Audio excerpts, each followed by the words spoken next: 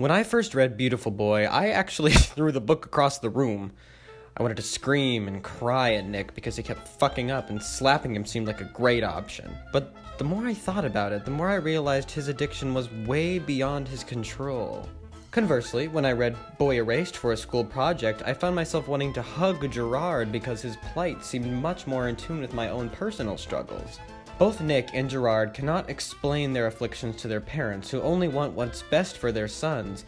Both boys suffer a lot, and we are meant to sympathize with them, which is all well and good until the reader realizes these stories are pretty much the same story on paper, but when translated to celluloid, one works far better than the other.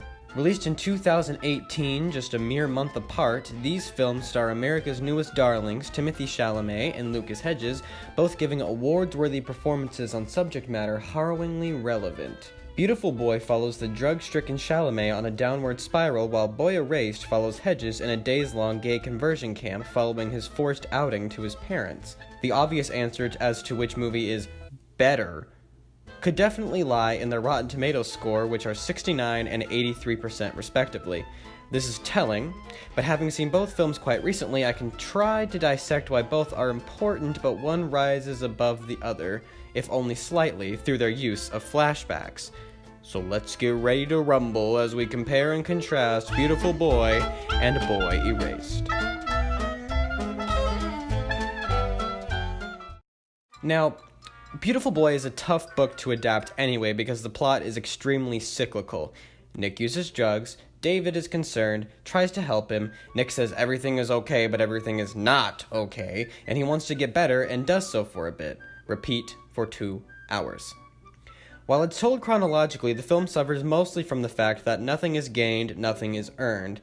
Nick just kind of does stuff, just as David tries to refute the stuff. The movie becomes gripping once Nick starts facing consequences for his actions, namely, when David refuses to give him any more money and won't talk with him unless he promises to enter rehab. Dad, I just need some money, alright? So, please just give me some money. Where does this end? I gotta see this one through. This is kind of working out for me right now. I got 5 days sober. It doesn't look like it's working out, Nick. Oh, it doesn't look like it's working out? So what, then therapy, huh?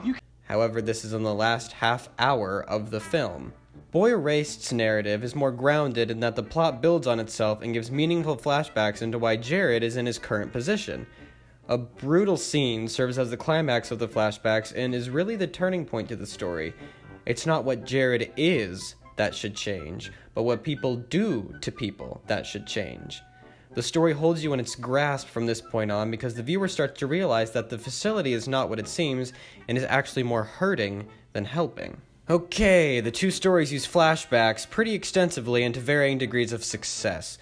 The simple point to make is that Beautiful Boy's flashbacks do not reveal anything about the current situation other than to hammer home the fact that Nick's parents are divorced and they love him, especially David.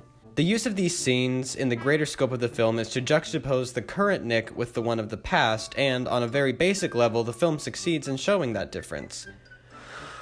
However, because the movie skips over the explanation as to how Nick got to be where he is, the audience is left wondering why we should care.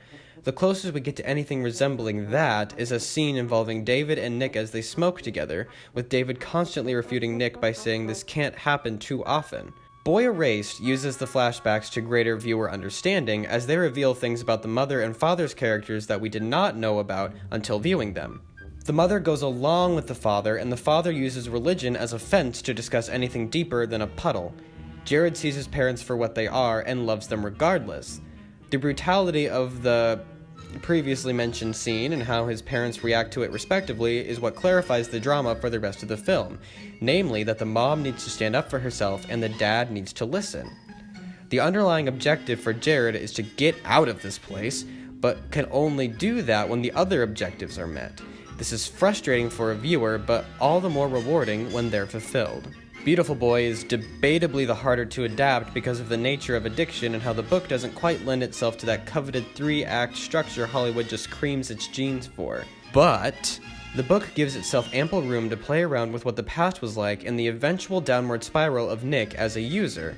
Chef writes in the book some scenes involving him confronting Nick and his friends at age 13 using marijuana. Tweak, the other book the screenplay is based on, has Nick describing the first time he got drunk at age 11.